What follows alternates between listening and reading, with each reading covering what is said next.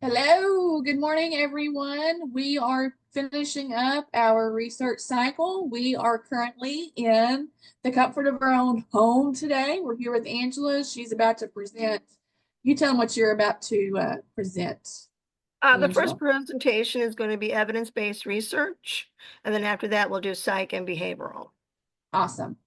So we're going to go ahead and get started, and we will learn about evidence-based guidelines. Okay, evidence-based research, EMS. When I was doing my research for evidence-based research, and I'm a hand talker, so it was really interesting. I actually really enjoyed doing this topic.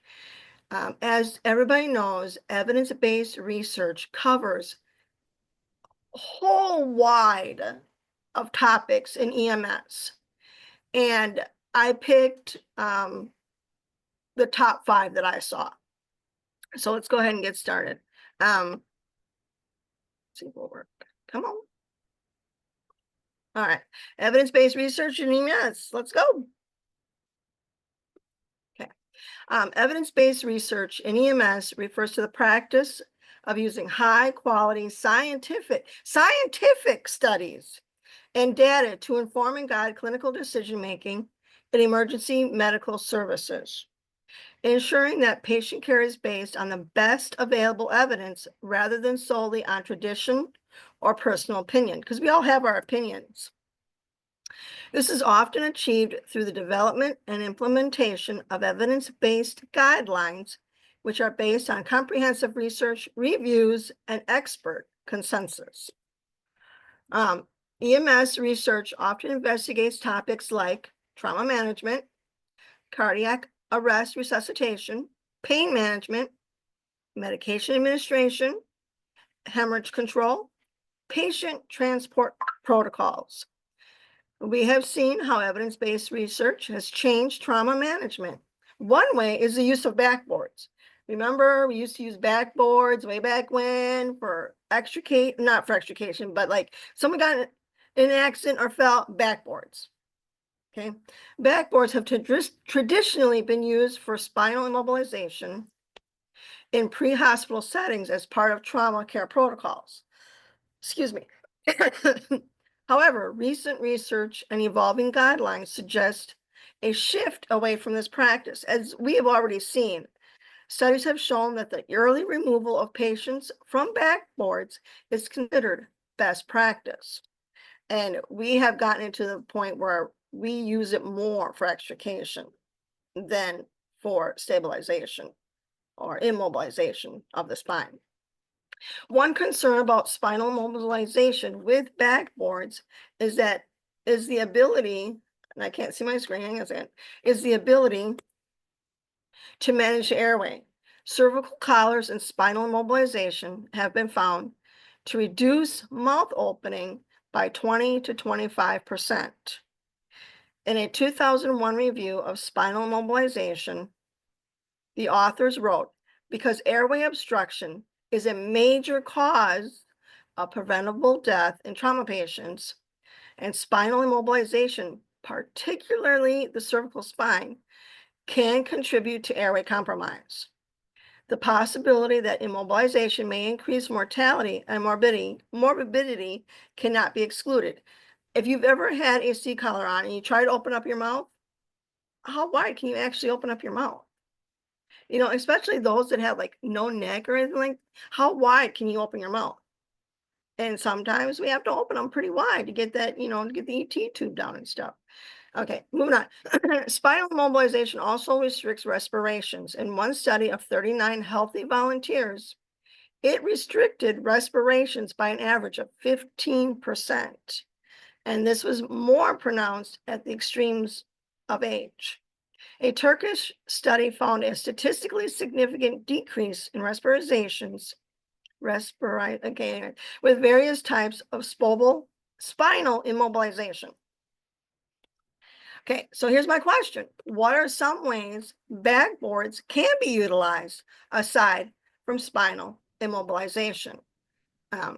This slide presentation was supposed to be interactive, but I'll let you all answer that. Um, for moving patients, like car accidents and such. We can also Um, use them, like if someone is in a ditch, yeah, slide them out of that ditch. snowboarding. I was just gonna say that. That's funny. Yeah, I was just gonna say that. I mean, they can still be used for other things aside from spinal immobilization, you Yeah. know. Eventually, maybe they'll find other ways to get patients out of ditches and be extricated from vehicles. I don't know, we'll have to see. All right, moving on. Other trauma evidence-based research includes hemorrhage control, which is paramount. Applying direct pressure and using tourniquets to control bleeding are the most impactful interventions in pre-hospital trauma care due to the high mortality rate associated with uncontrolled hemorrhage. I've had the opportunity to use tourniquets, maybe a little not quite the way it's supposed to be used, but it worked. And so, I mean, we've seen them work. We've seen tourniquets work. We've seen direct pressure work to control bleeding. Sometimes you may have to use more than one tourniquet. Tasia. Anyways. I wasn't gonna tell that story. Leave it at that. Okay. So sometimes you may have to use more than one tourniquet, and we all should know where to place that tourniquet. If you don't know, I suggest you get, I'm sure we covered that in our research classes, where to place that tourniquet. And I'm sure that we And also, hemorrhage. and I'm sure we also touched that once you place that tourniquet, you do not release that tourniquet. That tourniquet stays on there until that patient gets in front of a doctor. And the doctor can release that tourniquet. But we do not release that tourniquet. Okay. Rapid assessment and triage. Quickly identifying the most critically injured patients to prioritize transport and interventions is crucial. And this also would apply to our MCIs. If we have a mass casualty incident, our triage protocols, triage tags, quickly identifying the most critically injured patients. Airway management in critical cases. While airway management is important, unnecessary attempts at intubation in the field can delay critical interventions. Consider alternative airway devices if necessary. And what are our alternative airway devices? A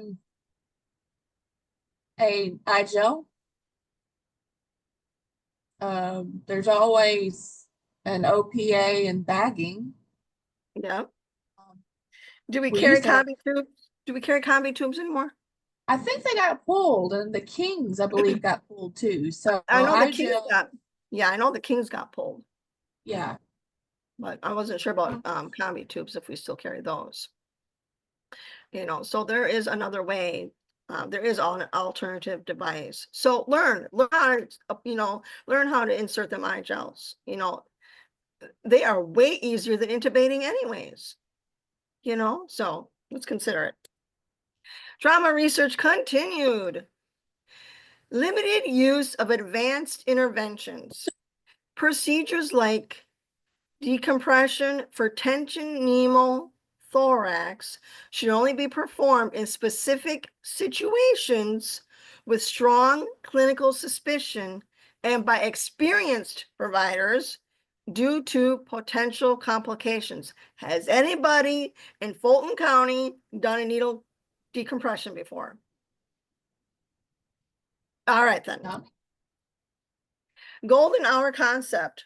Prompt transport to definitive care within the first hour after trauma is critical for optimal outcomes. We all know the level of care that Fulton County can offer. I working with as many of you as I have, we are always, in my opinion, transport is important. And I don't think anybody has been mistransported.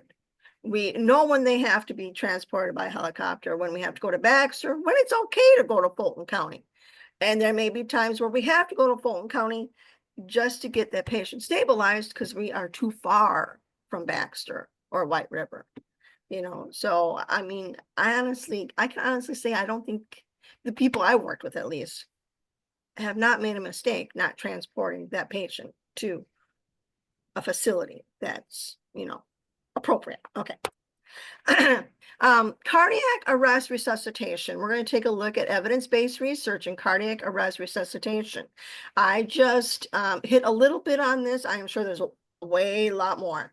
But when I first started this 13 years ago and took CPR, we were taught airway, breathing, circulation.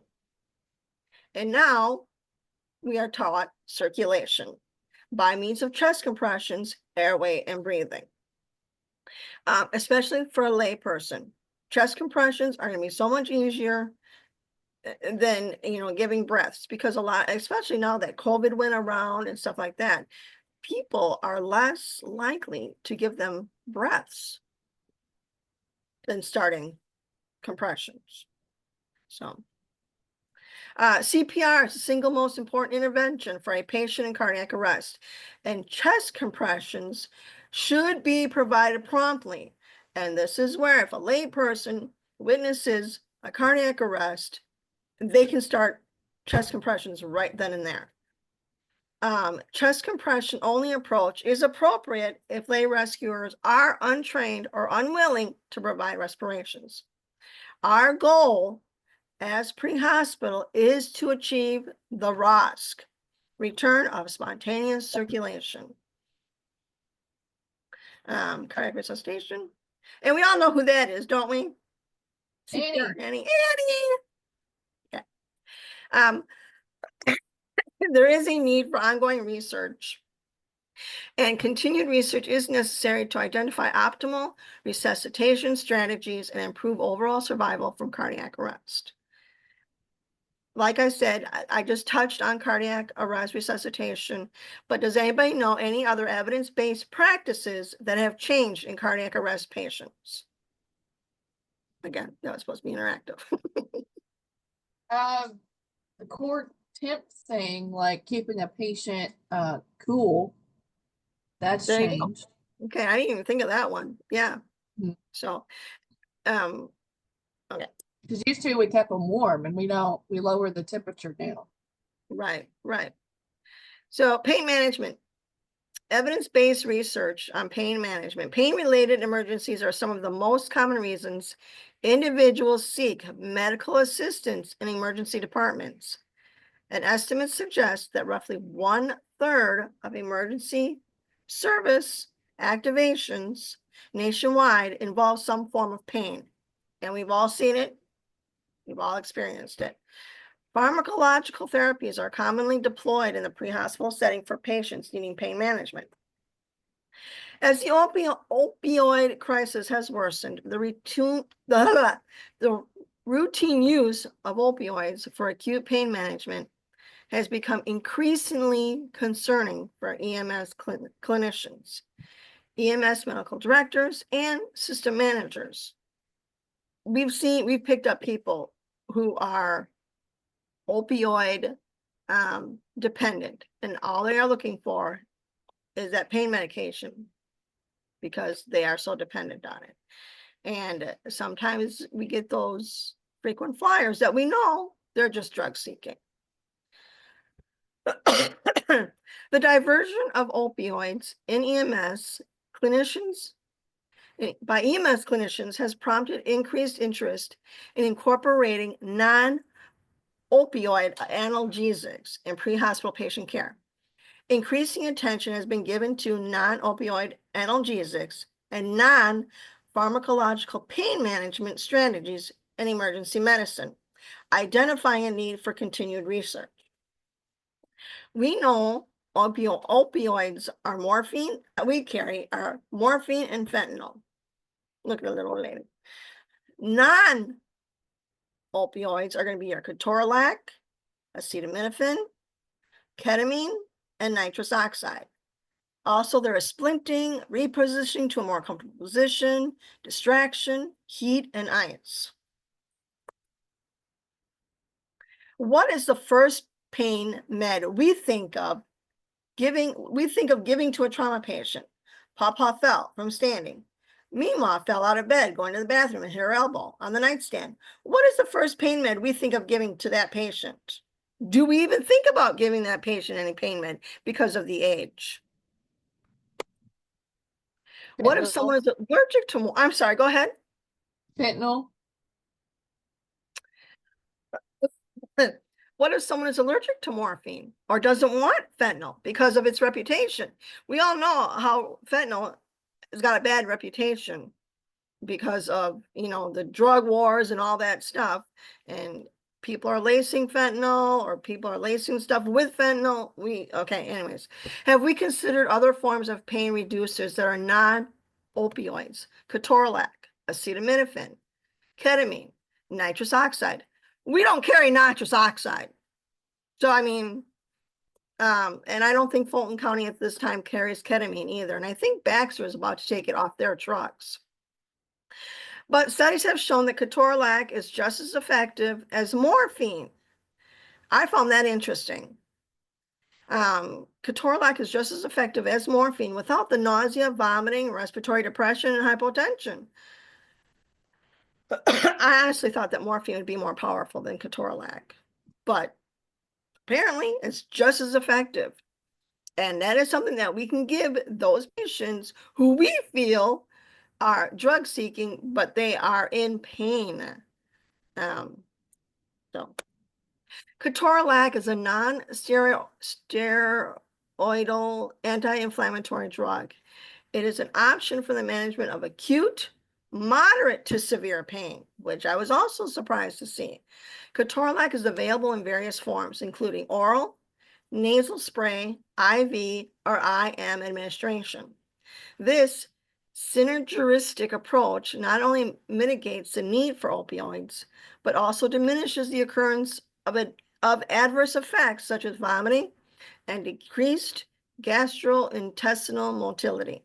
So, ketorolac, how many of us have given ketorolac in ways other than an IV? Or how many of us have not given it because we don't have an IV started? I know that we have atomizers on the truck, nasal atomizers on the truck. And again, as far as the oral part, I think it would have to come in a tablet like the Zofran does. But let's consider these other routes of administration. Okay, I looked at ketorolac research because that is what we carry on our ambulances, and found that ketorolac has proven to be as effective, as I said earlier, as morphine in relieving pain, and did so just as quickly. Studies have also shown that ketorolac is just as effective as fentanyl, but does not have the side effects of nausea, vomiting, hypotension, respiratory depression, which is possible with morphine and fentanyl. What are our protocols for administration of ketorolac? I think Baxter doesn't carry Cordon. Oh, really?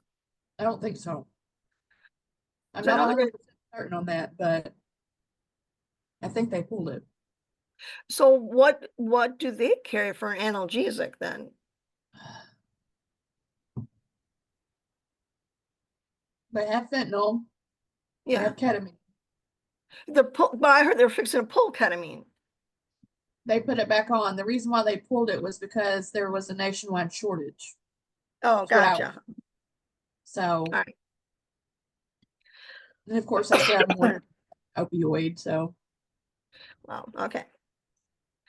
We give pain meds usually via IV, morphine, fentanyl, we give pain meds usually via IV, morphine, fentanyl, and ketorolac.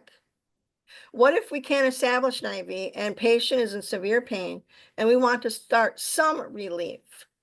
we know that giving morphine, fentanyl, ketorolac is not going to completely take away the pain, but it will give the patient some relief. How can we get the patient some relief now? Morphine can be given IM or IV.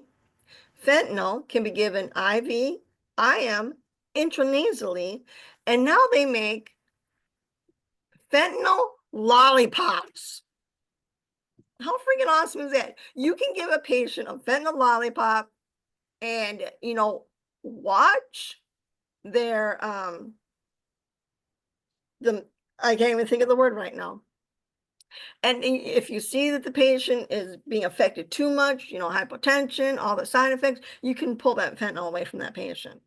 And then ketorolac can be given vitals. You watch the vital signs. Ketorolac can be given IM, intranasally. Let's see how evidence-based research, moving on. Medication administration. Let's see how evidence-based research has changed medication administration. We all know the 5 rights of medication use. We learned them going to EMT school and then paramedic, the right patient, the right drug, the right time, the right dose, and the right route. Like many other healthcare providers, paramedics are taught to verify medications prior to administration using the 5 rights. 5 rights of medication administration require a provider to mentally confirm that their actions are performed on the right patient. How many times have we gotten calls and somebody has taken somebody else's nitro? So it's very important to check your medication. The National Institute of Medicine reported a remarkably high medical error rate in hospitals. To err is human. Building a safer health system stated that at least 44,000 people, and perhaps as many as 98,000 people, die in hospitals each year as a result of medical errors that could have been prevented. According to estimates from 2 major studies, a significant portion of those errors were attributed to mistakes involving the administration of medication. Although there were no related studies involving out-of-hospital medication errors, one could extrapolate, I think that's how you say that word, that the error rate was at least as bad, if not worse, according to Sedgwick County EMS Director Scott Hadley. Scott Hadley points to the additional risks of practicing medicine in the field. Emergency situation. No external cross-check. No electronic decision support. High-risk medications and drug shortage issues and substitutions. As a result, Hadley and his Sedgwick County colleagues began to look for ways to decrease medication errors. Sedgwick County EMS, in collaboration with its medical director, Sabina, that last name was MD, MPH, FA, you see that, developed a process to help identify and correct for system errors. The Medication Administration Cross-Check, MAC, is a 1-page, easily remembered, standardized method for administering medications every time, for every medication. Error traps, error traps written into the process help to create pause points that ensure safety. The MAC requires 2 providers, and it doesn't matter if your first provider is going to be the paramedic giving the medication, of course, and it doesn't matter the level of your second provider. It can be an EMT, it can be another paramedic, but it requires 2 providers to verbalize procedure in a feedback loop. And here is our, here is the chart that they use. And I know, and I'm pretty sure ALS has developed this system too. Closed loop communication, provider 1, med check. This is what I'm giving. This is why I'm giving it. This is how I'm giving it. This is what I'm giving it at, you know, and then the second person, okay, yes. And are there any contraindications? Okay. Very, very important, because there is a story that happened in 2023. A paramedic, I think she was in Sioux City, Iowa, and she had a patient that was kind of restless, and so she was going to give him ketamine. You know what she ended up giving him? Rock uranium. Too much of it. He went into respiratory arrest, and she didn't do a cross-check with her partner, and she didn't tell anybody about the mistake until after she was already at the hospital and he was being intubated. I think she was going to be facing 40 years, because a couple days later he died because of the medication mistake. So now she's facing 40 years, where all she had to do was do her cross-check with her partner. A life would have been saved, and she wouldn't have to be doing 40 years. So if anybody wants to link, I'm sorry. Can you go back to that? Yeah. So, you know, the old schoolers, when we learned the 5 rights was right dose, right medication, we had all the rights. I like how they're doing this: dose, drug name, route, rate, and reason. So you got 2 Ds and you got 3 Rs. Right. I like that, because that's easy to remember. That's like your H's and T's. You remember your H's and T's better because they're labeled, that, you know, with the first letter. Right. And like I said, your second provider doesn't have to be a paramedic.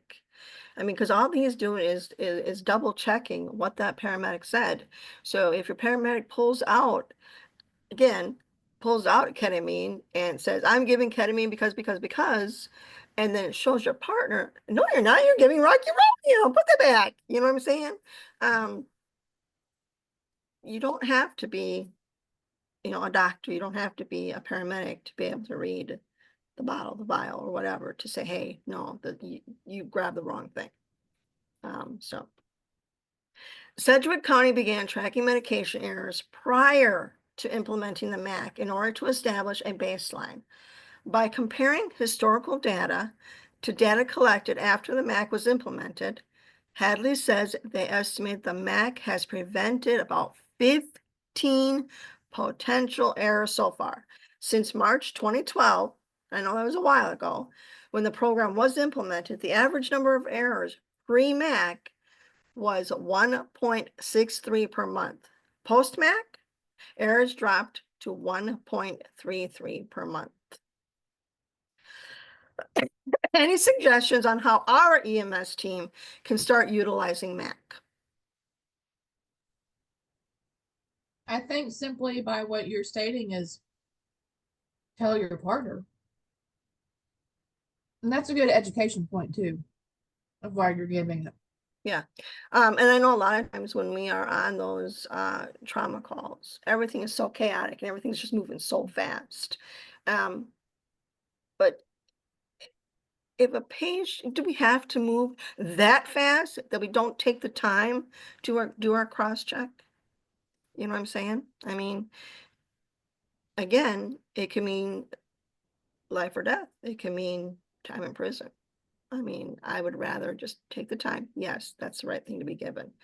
Even if you have poor little Meemaw whose hip is broken, you know, that couple of seconds to cross-check could be very important.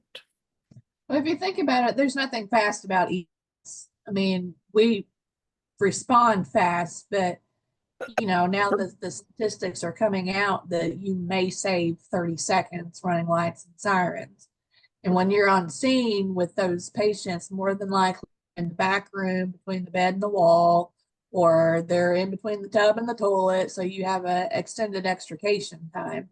And if you're nice, you try to give that medication before you get that patient out. And you want to splint, you want to make sure that the pelvis minded if it's a pelvic fracture, so a lot of, and in your career too, because you've been in this for a long time, statistics, evidence-based guidelines has changed significantly as EMS progresses. We're finding things that don't work, like the spine boards, and things that are a better alternative. And look at our equipment, how advanced our equipment is getting. Oh yeah, Lucas. I love Lucas. I love Lucas. He is so freaking awesome. I was very happy when we got our Lucas device because many of us have been in the back of that truck given chest compressions. And being a rural community, we're going 30, 45 minutes away from that cardiac. And here we are doing, and there are times we do not have first responders, or we may have one or two first responders, okay? And that paramedic is busy, trying to start an IV or an IO, administering medication, so you really do need two people, one doing chest compressions and one doing airway. And if you only got two people to do those two things, you're constantly, it gets freaking tiring. And being my age, I tire out a lot faster doing them damn chest compressions, and even doing the chest compressions in the hospital. I am so, so grateful that our ER requests Lucas when they have a code. So grateful. Yeah. Being a short person, I've always had to get up on top of that step stool to do the compressions, it's just, I am so thankful that we have a Lucas. I really am. So Well, do you remember the days of kneeling on the cot on top of the patient doing compressions? on it. Yes, yes. And it's crazy. You're doing compressions. It's a really okay. So when I first became an EMT, we were at a restaurant type bar in Gamelia. And there was a gentleman in there and he wasn't looking so hot. He could tell there was something wrong with him, aside from being he was diabetic too. Well, his significant other got him some orange juice, and my husband kind of poked me, went, there's something wrong with that guy. Okay. When I'm in public like that, I really don't want everybody to know that I'm an EMT. Yes, I love my job, but as soon as everybody knows you're an EMT, yeah. But anyway, so he's like, something wrong with that guy. And there was something wrong with that guy. He was going into cardiac arrest. The closest ambulance was Baxter. So Baxter got there.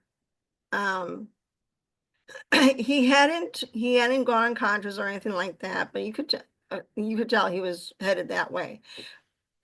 And I'm going to tattle on Baxter, but they put him on the cot. Patient says, I need to use the bathroom. They wheel him to the men's room to let him use the bathroom. Guess what happened in that men's room? Yes. So they had to rush and get him on that cot and start compressions and start their cardiac protocol. And my husband goes, she's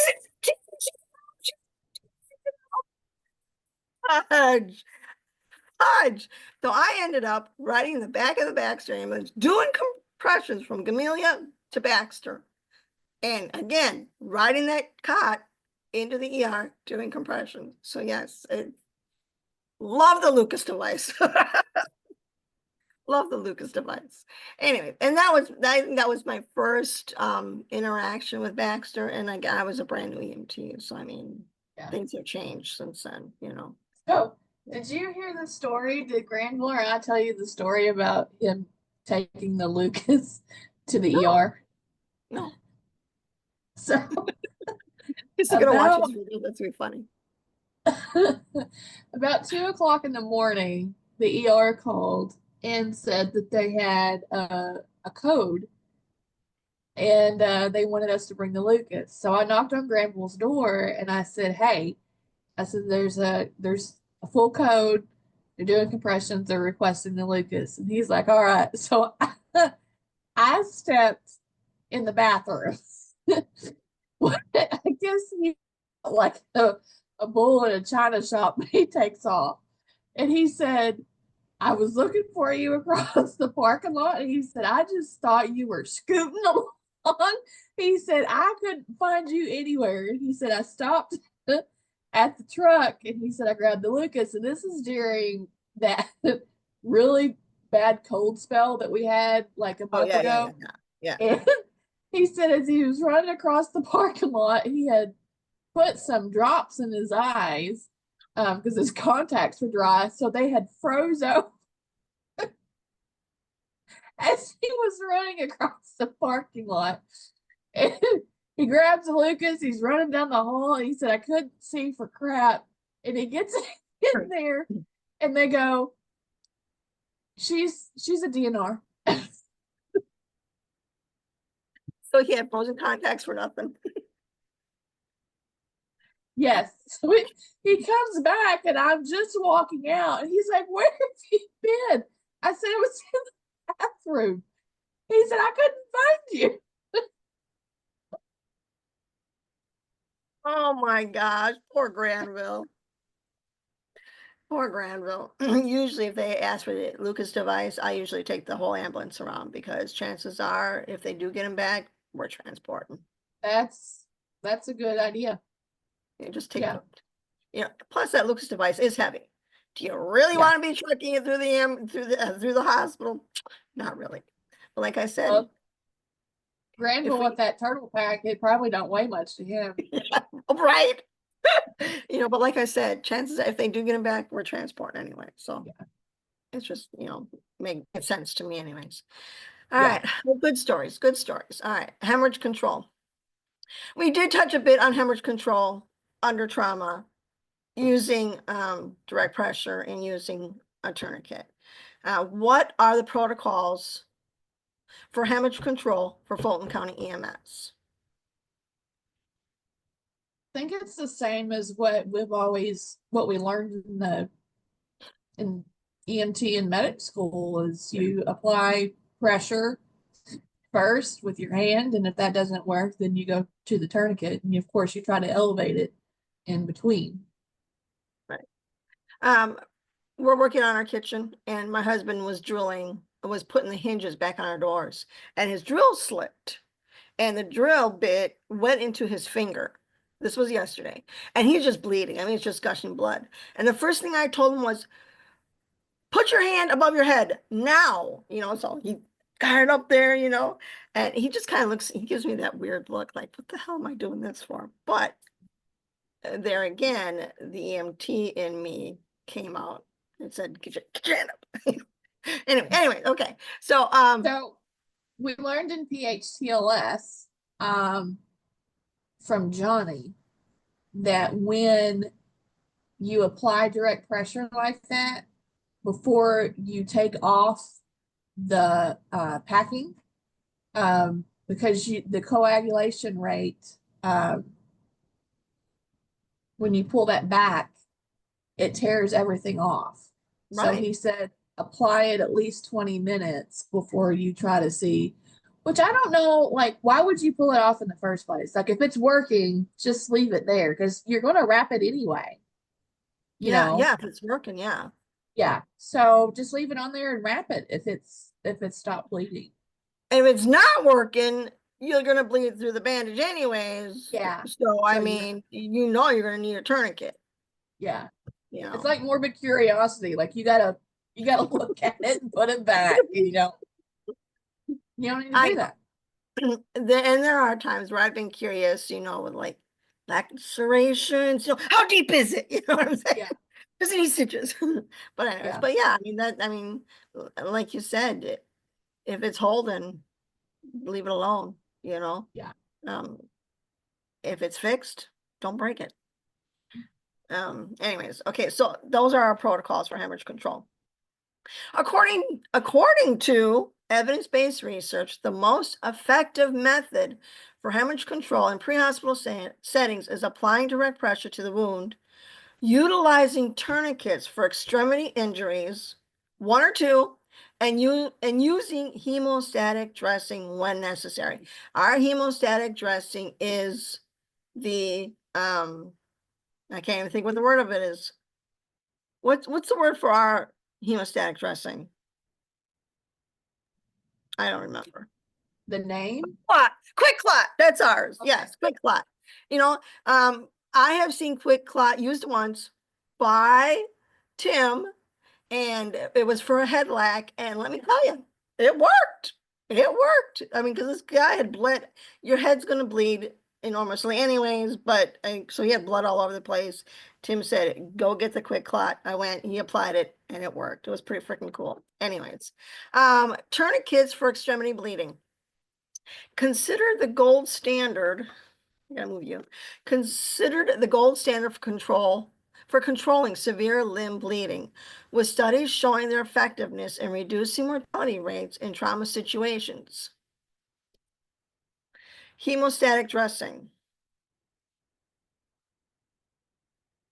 Like combat gauze, are designed to rapidly clot blood when applied to a wound, proving useful in situations where direct pressure alone is insufficient.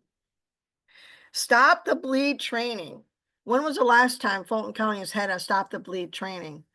Widely promoted public education initiative teaching basic hemorrhage control techniques, including tourniquet application and direct pressure, to enable bystanders to intervene in emergency situations. Again, when was the last time we had a stop the bleed training? Maybe this time during research, but have we had it prior to our research? Do we only get it during research? Stop the bleed. And how often do our fire departments get a stop the bleed training? Every 2 years. Are you eating? I was. Yes, I was. I didn't think everybody wanted to see that.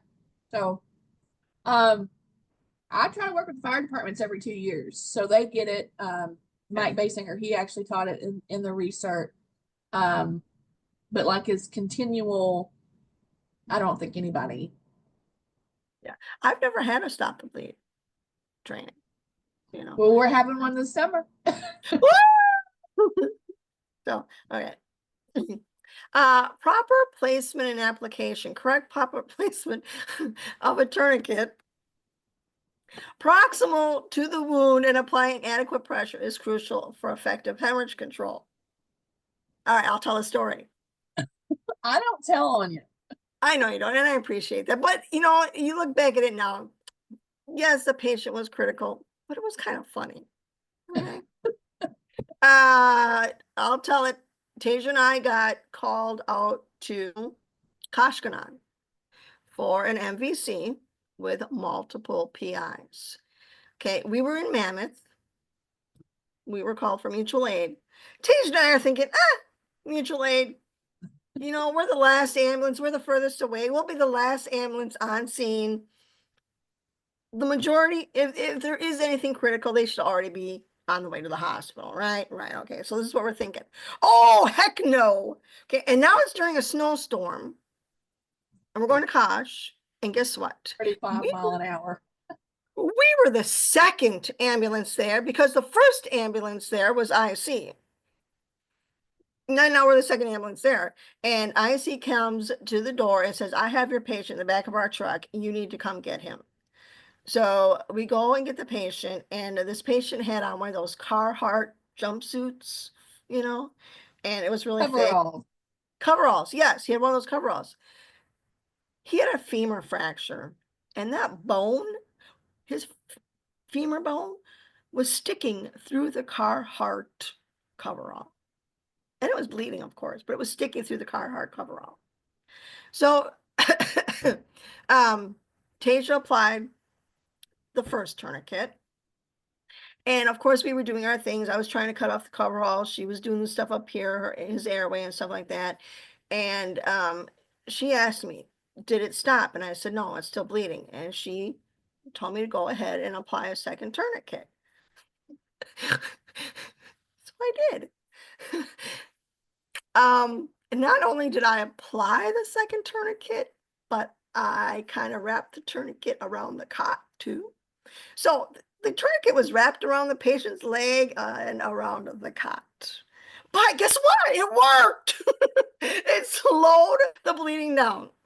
So we get to OHC, and they go to take him off our cot.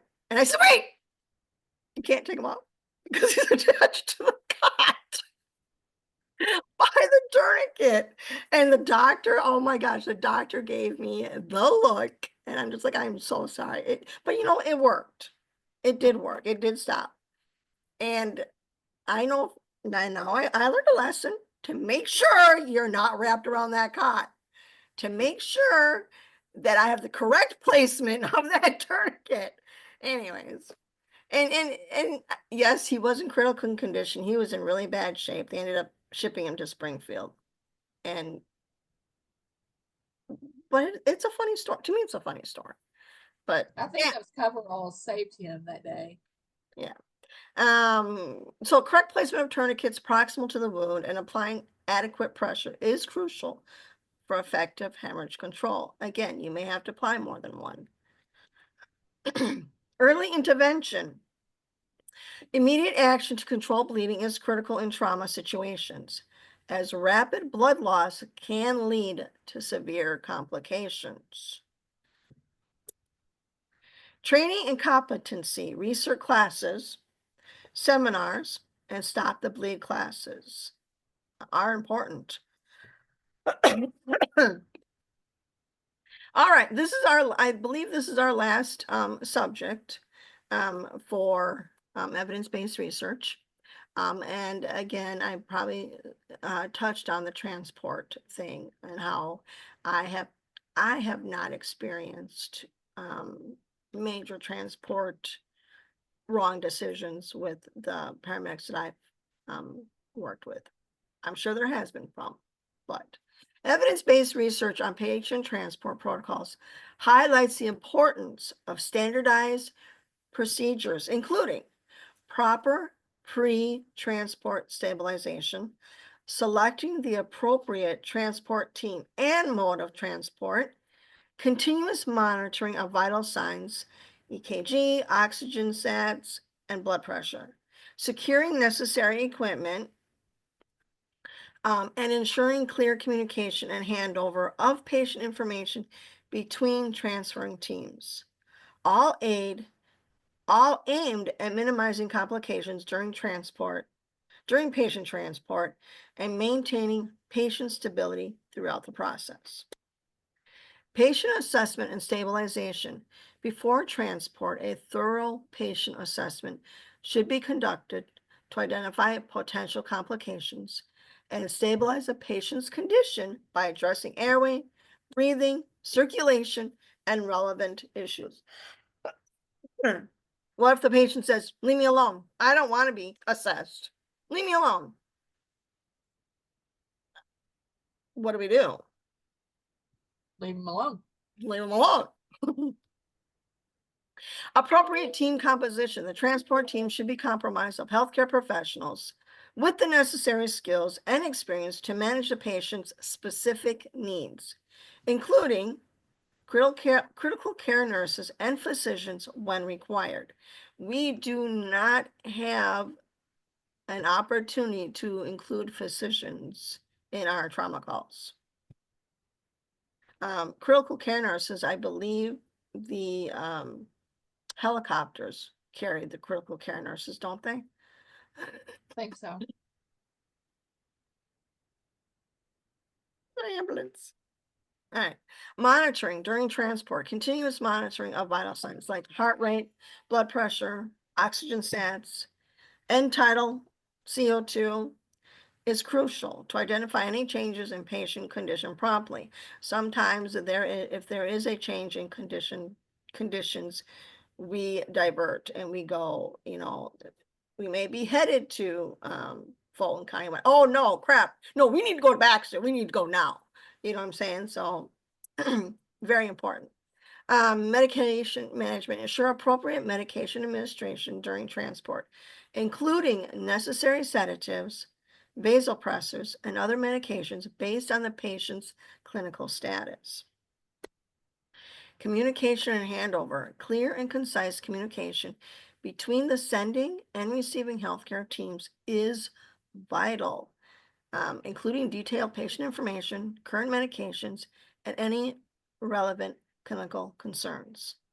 I think that when we go to Baxter and we call in a trauma, they have a trauma team that actually gets together and is ready for us when we get there. If we're taking something to Fulton County, they know what to expect. And they call the doctor down and say, this is what's coming in. So the doctor's there when we get there. And then of course your concise communication between the paramedic and helicopter is important too, because then the helicopter, the paramedic and the nurse on board know what to expect. Choice of transport mode, selecting appropriate transport mode, which is usually ground ambulance for us, air ambulance based on the patient's condition and distance to the receiving facility is important. There have been times where we feel that air ambulance is important and the helicopter ends up going to Baxter. Did they get to Baxter faster? Yes.